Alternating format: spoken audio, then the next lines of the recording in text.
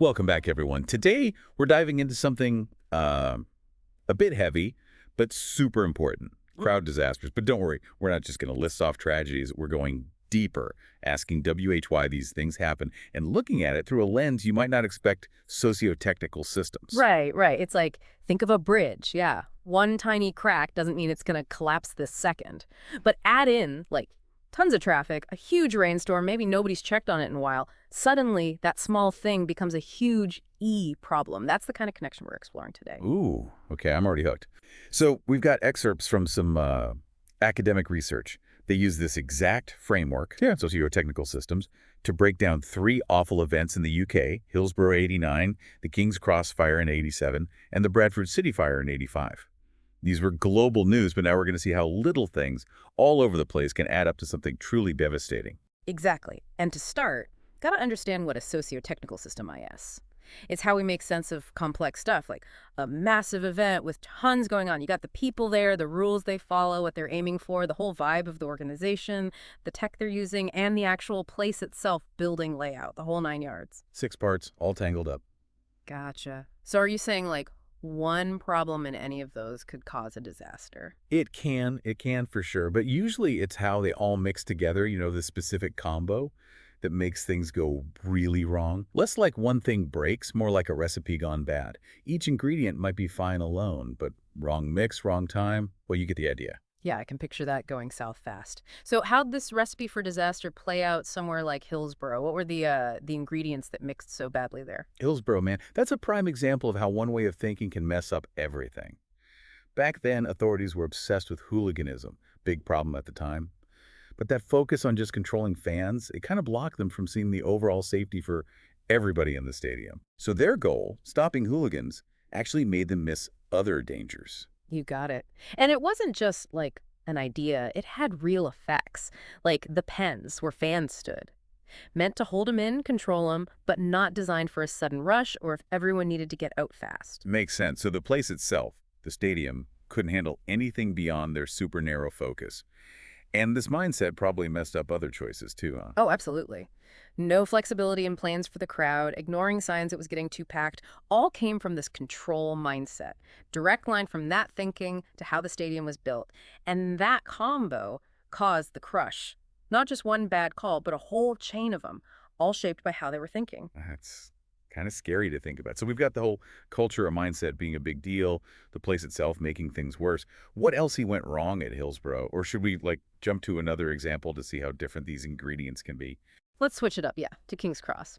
Because the recipe there was totally different. Not about being hyper-focused on one threat. King's Cross had this. Culture of inevitability, you could call it. Culture of inevitability. What even lies that? Basically, everyone at London Underground, they just sort of accepted that fires were going to happen. Their system was old, complicated, fires were inevitable, they thought. Like, one official even said something like, with our old system, small fires, they just happen. Wow. So they just figured fires were normal down there, didn't even try that hard to stop them. Pretty much, yeah. And that thinking, plus some seriously bad choices about what the station was made of, that set the stage for tragedy. Come on. Made of what? What do you mean? The escalators, they were wood. Wood. Underground. Seriously. Yeah. I mean, that's like asking for a fire. You're not wrong. And get this, not only were they flammable, they didn't take care of them either. Grease, trash, all built up under there, perfect fuel for a fire to go crazy. Okay, whoa. So we got this inevitability thing, meaning they weren't even trying that hard. Then wood escalators covered in fire starter gunk. What else went wrong in this recipe? Well, if the escalators were the fuel, the spark was a dropped match. You're kidding. A single match started all that. That's what they figured out. And because of all that junk under the escalators, tiny spark turned into a massive inferno. Okay, this is heavy stuff. But I see what you mean now. It's not just one screw-up. It's how it all works together in the big picture. You got it. That connection between all these different things, that's key. And remember, none of them alone drop match. Wood escalator, even that inevitability guarantees a disaster. But mix them just right. You get a recipe for tragedy. And I'm guessing Bradford City is going to be another version of this, right? Right, you are. Bradford's a sad case of cutting corners and just assuming it'd be fine, and then it all comes back to bite them. Okay, tell me more. What was the recipe for disaster at Bradford? So Bradford City, you were saying something about like cutting corners, being too relaxed about safety. Sounds like more just negligence, not a specific mindset like Hillsborough or King's Cross. Yeah, good point. At Bradford, it wasn't so much choosing one risk over another. It was more like nobody was paying attention to safety overall. Like, it won't happen to us kind of thinking.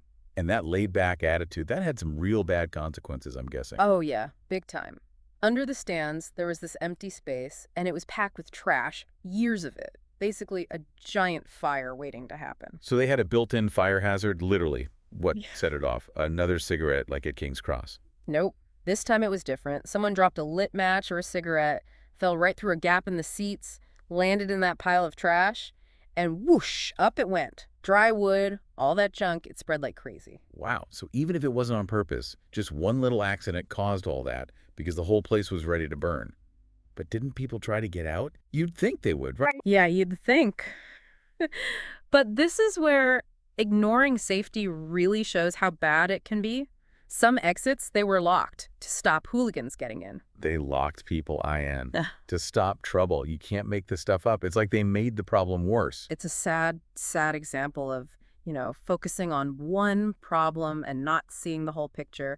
And here, it meant people couldn't escape, turned bad into horrible. Feels like they didn't learn from what happened before, like Hillsborough, trying to stop hooligans but actually causing more deaths. You're right to connect those dots, yeah. And it's not just the place itself or what people did in the moment. Remember those socio-technical ideas we talked about? They're all over these cases. Remind me of those again. How do they fit in here? Those core things, right? Making your processes work together, keeping things simple, stopping problems at the source, being able to change if needed.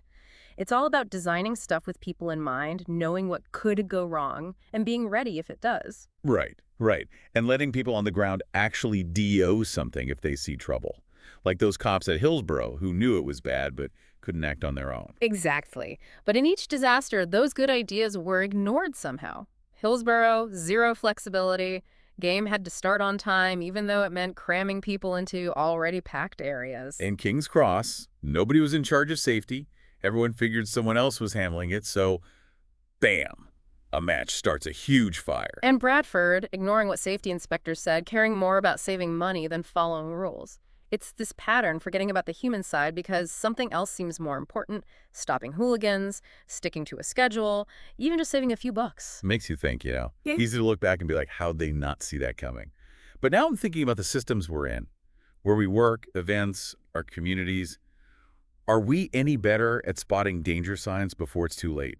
That's the big question, isn't it? And that's why this whole socio-technical way of looking at things is so helpful, not just for understanding old tragedies, but so we can think about our own systems, find the weak spots before they make the news.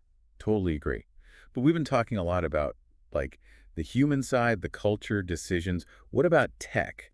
I mean, these were a while ago. Wouldn't things be different now with all our fancy gadgets and communication? Good question. Technology, it can help, but it can also make things worse.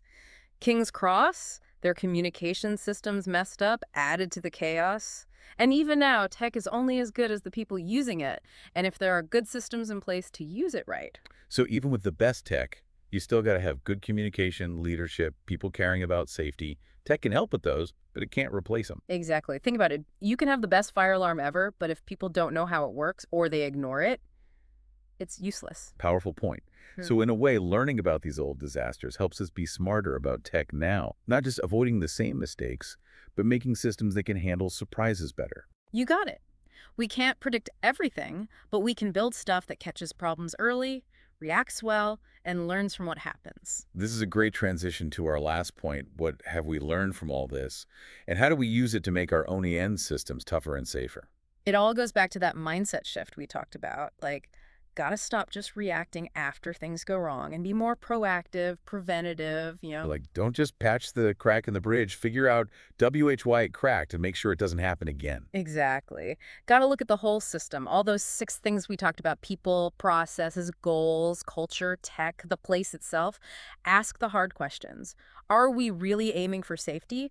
Do our ways of doing things make it easy to communicate and know who's responsible? Are we just assuming it'll be fine, or are we always trying to improve? Are we using tech to actually boost safety, or just automating stuff without thinking about the human side? This has given me a whole new way of seeing things. Like, I'm noticing all these potential cracks everywhere now. Hmm. But knowing is only the first step, right? What can we actually do about all this? That's where it gets interesting, because once you start seeing the world this way, you see chances to make things better all over the place. Okay, I'm all ears. What can we do as people or organizations to actually make a difference? Okay, so knowing about these weaknesses is important, but what then? How do we go from like noticing stuff to actually making our systems safer? Think of it this way. You wouldn't just see a crack in a bridge and be like, oh, well, good luck with that. You'd want to know more, right? Right, of course. How bad is the crack? What caused it? Is it going to get worse? Same deal with these socio-technical systems. You find a weak spot, got to gather info, analyze what's making it vulnerable. How bad could it get if we ignore it? Who needs to be involved to fix it? So it's like, yeah, you have that aha moment, but then you got to do the work, figure out the problem for real. But then what? How do you actually like fix these things? That's where it gets tricky, because there's no magic answer that works every time. Depends on the system, the problem, what resources you got, but there are some general ideas that help. Lay it on me. What are we talking about? The biggest one, gotta have clear communication and people working together. Remember how King's Cross, their communication was a mess? That's what not to do. Everyone in the system needs to know the risks, feel okay speaking up if something's wrong, and know what to do in an emergency. Yeah, makes sense. Like they say, an ounce of prevention and all that. Better to talk it out and deal with stuff early than freak out when a crisis is happening. Exactly, exactly. And with that communication, you got to have accountability, not about blaming people, but about learning from when things go wrong and making the system better. So not who messed up, but what happened? How do we stop it happening again? That's it. You want a culture where people feel safe saying, hey, I almost messed up, or this seems dangerous, without getting in trouble. I like this. It's like we're going from just reacting to problems to actually stopping them before they happen. But what about, like, even if we do our best, something still goes wrong? How do we make systems tough enough to handle surprises and bounce back? Great question, and that's where being flexible comes in. Think back to Hillsborough. The schedule was everything. No changing it, no changing how they handled the crowd. That was part of the problem.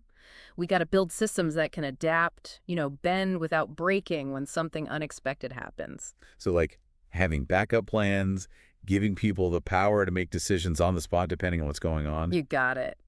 Got to accept we can't control everything, but we can make systems that handle change better. Man, my brain is full, but in a good way.